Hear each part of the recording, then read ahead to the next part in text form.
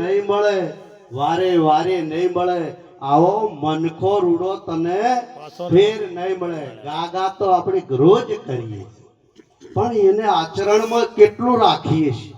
હે મહાપુરુષે ખૂબ ભજન આપણે ઓભળ્યા, ખૂબ વાણી સોંભળી, સંતોનો સત્સંગ પણ ઓભળ્યો, પણ ઓભળ્યું પણ મોય ઉતર્યું છે એટલું. કઈક મહાપુરુષોનો વચન પકડાશે તો જ આપણે આ સભામાં બેઠા એનું કંઈક મહત્વ ગણાશે. હે નકે આ રાતે ઉજાગરામાં જતું, જાગરણમાં જાય એવું કંઈક કરી લ્યો. હે જાગ જીવલડા, આ ભવ સાગરમાં આયેલો નાવ તારું ડૂબે ના ભલામણ.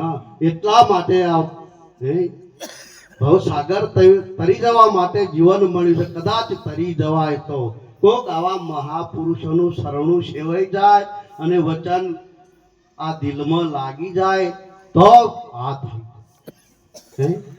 વચન પકડાય તો જ કંઈક થાય એવું છે. એક ગામ હતું આવું સાવયાણા જેવું, અને અમે એક બીજું ગામ હતું. તે આ નાના ગામથી મોટા ગામમાં ડેરી દૂધ ભરવાની, તો દૂધ ભરવા જવું પડે. પણ વચમાં એક મોટું ઓળું હતું, વેણું. એટલે ચોમાહું આવે એટલે આ વેણ જબર હેડે, એટલે દૂધ રોજ ભરાવા જાય. ભરવાડેણો ગોવાળેણો અને માધ્યમમાં કથા ચાલે, તો કથા ચાલતી હતી. એમાં મહારાજ કથા વચ્ચે એટલે ખૂબ બધી વસ્તી ભેગી થયેલી આવી રીતે. એટલે પેલી ગોવાળાને દૂધ ભરાઈને વળતી આવતી હતી કે આટલી બધી વસ્તી કેમ ભેગી હતી, લાવો લાવો જોઈએ. એટલે કથા જો ચાલતી હતી કે પાછળ જઈને ઉભી રહી. પાછળ ટુકડા બેઠા ને તોય કોઈ ના કરે, પણ પાછળ કોક જો પૂરી ખેવનાથી આવી જાય કે શું છે એને એમ થઈ જાય તો આ પકડાય એવું છે. આગળ બેસીએ તોય પકડાય, આ તો નાયબ પાછળ ઊભી હતી.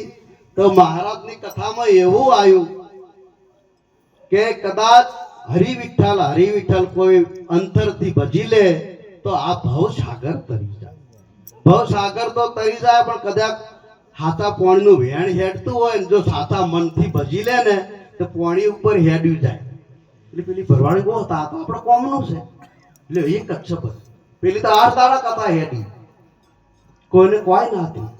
પેલી ભરવાડી આ તો આપણા કોમનું હેડો એમ કે ભટ્ટ લઈને હેડીજી.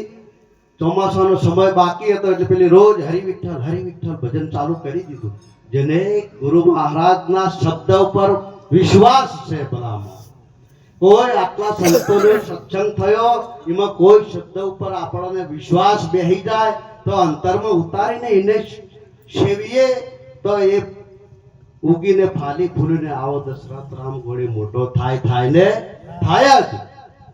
પેલી ગોવાળાનો એમ કરતે કરતે ચોમાસાનો દિવસ આવ્યો, શ્રાવણ મહિનો ચાલે, અને પેલી વેણે પૂરેપૂરી પાણીની હેડે. તો હરિવિઠ્ઠલ કરતી આ તો પાણી ઉપર થાય ને ગમ દૂધ ભરી હવની મોરી ઘેર આવતી. બીજા બધા ફરીને કઈ પોકી હેડતા. પણ એ સમયમાં શ્રાવણ મહિનો જ હતો.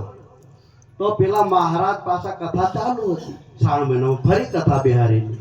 એટલે પેલી વસ્તી જોઈ એટલે બહેનોએ વિચાર કર્યો કે પેલા મહારાજ હસી લાવો આપણને આવો શબ્દ આલ્યો, આપણે કોમ આવી ગયું તો આપણા ઘેર ચા પાણી કરવા બાપુને લઈ જઈએ. ગામમાં આયા આવા રસિકજી જેવા બધા કારભારી હતા, એમને પૂછ્યું બાપુ અમારા ઘેર ચા પીવા આવશે કે કથા થઈ? એટલે બાપજીને પૂછીએ. કથાકાર હતા, એમને કથા થઈ એટલે પૂછ્યું કે બાપુ હમા ગામથી ગોવાળાનો છે, તો તમને એમના ગામમાં પગલા કરવા લઈ જવા છે અને ચા પાણી કરવાનું આમંત્રણ આપે છે. બાપુ કે તમે કહેતા હેડો.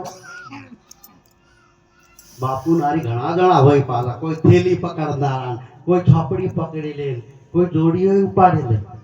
પણ આ બધું ગમે એટલું કરશે ને તોય કોઈ લેખે લાગે. આ તો કોઈ મહાપુરુષનો શબ્દ અંતરમાં વેધાઈ જાય તો કઈક થઈ જાય.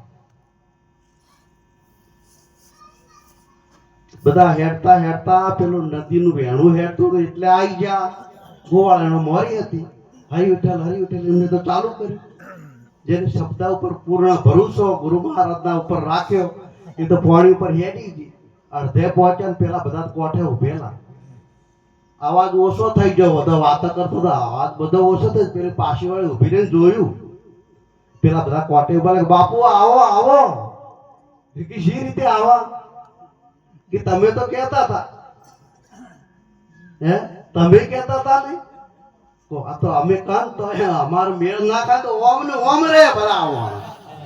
હે આ તો અમે કહેતા હોઈએ ખરા, પણ અમને ભરોસો ના, પણ તમને ભરોસો પડી જાય, તમે પકડી લ્યો તો આવી જાય. હા એ તો ના આવે તો હોકી નહીં રહેતા, પણ જેને ભરોસો આવે એ પકડી લે.